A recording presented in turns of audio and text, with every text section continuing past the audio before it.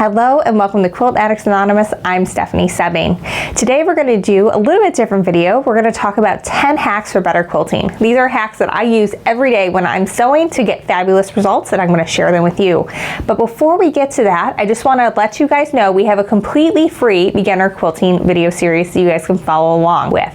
There are over 5 hours of content with everything from the tools you need to be successful to the fabric choices, all the way through the basics of sewing, cutting, making your first block, putting your quilt top together, quilting it, and then also how to care for it at the end so it lasts for a long time. You get a free pattern, and when you download it, we send you all the videos that you can follow along with and a 20% off coupon code that you can use on getting some essential quilting supplies and new kits. We just added a whole bunch of new kits, so if choosing fabric is hard for you, you can pick one of those. We made it really easy for you.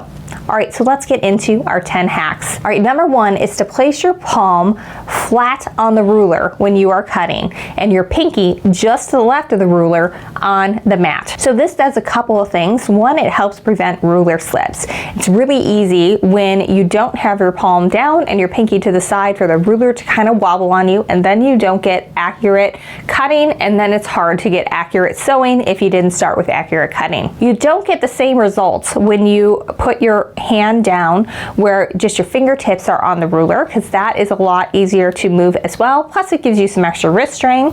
But if you've got your hand flat down and your pinky to the side, it's going to stay put for you a lot better. Also, by putting your pinky to the side, helps keep your fingers away from that rotary cutter. Hack number two is to stand up when you cut or trim. This may seem like an unnecessary step, especially if you've got a bad back or knees. But let me tell you, when I was very, very pregnant with my second daughter, I sat down to cut a bunch of half square triangles, and they were nowhere near as good as when I normally do them. My points were off, everything didn't work out quite right, and it was a lot more effort to get the points to align correctly when I sewed them together. When you stand up and you've got your weight over the table, it is a lot easier to just be able to, one, see where you're going, and then also keep that ruler nice and steady with our tip from hack number one. Hack number three is to use a sharp rotary blade. Now I know we are all guilty of waiting way too long to change our rotary blade, but it can really impact your quilting. In order to have accurate quilting, you've got to start with accurately sized and accurately trimmed pieces. And when you have a dull rotary blade, especially if you're doing things like strip piecing or cutting multiple layers at a time, you are going to be actually pushing that fabric, and then you won't have square pieces to start with or correct size pieces. Now, especially when you're trimming down triangle units, this is incredibly important because it will actually push the seam out of alignment, and then you don't have a seam that goes right to the corner anymore. It's going a little bit to the side, and it's not going to turn out quite right. Hack number four is to press your seams open. Now, I do this 99.9% of the time, and I know the quilt police all taught you to press to the dark side. But when you press to the dark side, especially if you're strip piecing, you're going to start to see a curve come in, and then it's going to be a lot harder to cut accurate strip piecing. And also, I've seen a whole lot of people end up putting pleats in because they put their iron right on top of that seam instead of starting on one side and then pushing over, and then you don't have correct size blocks. And when you press open, it's just much easier to get a nice straight line, so that way you can get accurate strip piecing, and also things stay the size they should, because when it folds over, you lose just a tiny bit of fabric length, and that can add up, especially if you're working with really tiny pieces. So press them open, you're gonna love the results. Hack number five is to pin where it matters. Now, where it matters is right where you're going to be sewing over the seam allowance. So I go in within the seam allowance and come out a little bit past where it's going to be, and I always pin on the right side of that seam allowance. That's because when we're sewing, we're going to stitch down, stop with our needle down in the left half of that seam allowance, because that's what we're going to come to first. Then we can remove our pin and keep on sewing. And that needle down kind of acts like a pin to keep everything nice and in place until we can keep on going. Now, I've seen people pin in all kinds of places. So you pinned your seams together, but not where it actually matters, so things can still shift on you, and you just don't want to be that person who took the time to pin but not correctly, so then it just didn't turn out and you're not quite sure why. Hack number 5 is to use 2 pins when you're pinning triangle units together. So what you're going to do is you're going to take a pin and you're going to put it at the very tip of the point of one triangle unit, and then also in the tip of the triangle unit that you're pinning it to.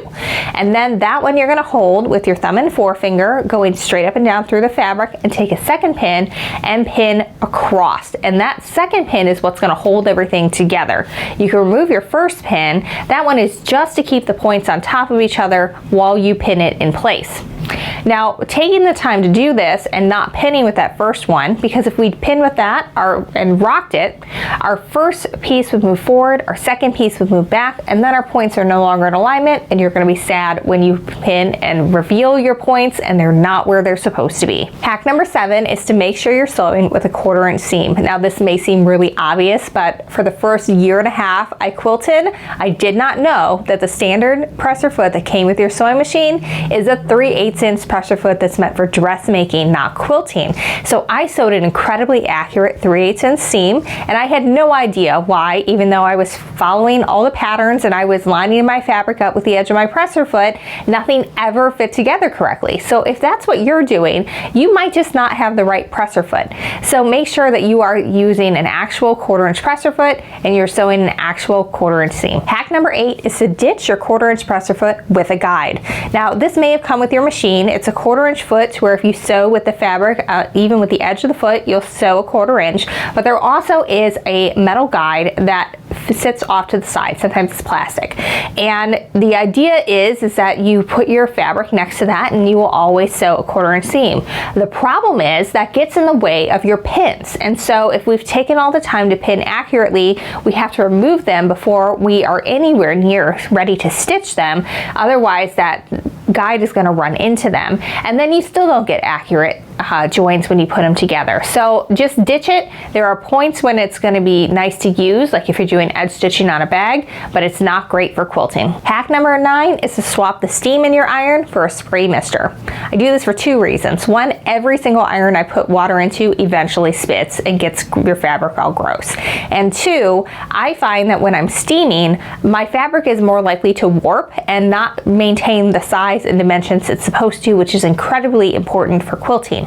So instead, what I do is I use a spray mister and I just spritz my seam that I'm trying to press, and then it delivers a fine mist over it. There's no water droplets that you have to worry about, and then you can press and get an incredibly flat seam that works beautifully in your quilting, but without any stretching or warping of your fabric. The last and final hack is to trim your block units to size. I'm not talking about your entire block, because if you follow everything else correctly, you shouldn't even need to do that. I'm talking about the unit. So let's say we've got a half square triangle that we need to put into a block, and that half square triangle, when we put it together, is not going to be, let's say, 4.5 inches square when we get done putting it together. So you want to trim that so that it is exactly 4.5 inches square, so it's going to fit perfectly with the other 4.5 inch squares in your block. If you skip this step, then you're going to end up with a wobbly block. Things aren't going to fit together really well, and it's just going to be really frustrating for you.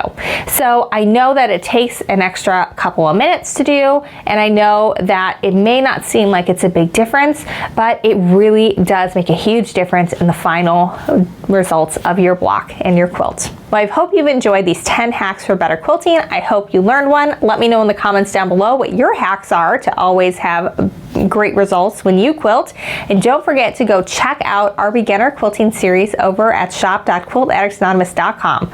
All you have to do is download the free split 9 patch pattern, and we'll send you all the videos for free. It's 5+ hours of content of everything you know to be a great quilter. We've had experienced quilters who've taken it and learned a few things, and total beginners who made their first quilts from it, and all have enjoyed it.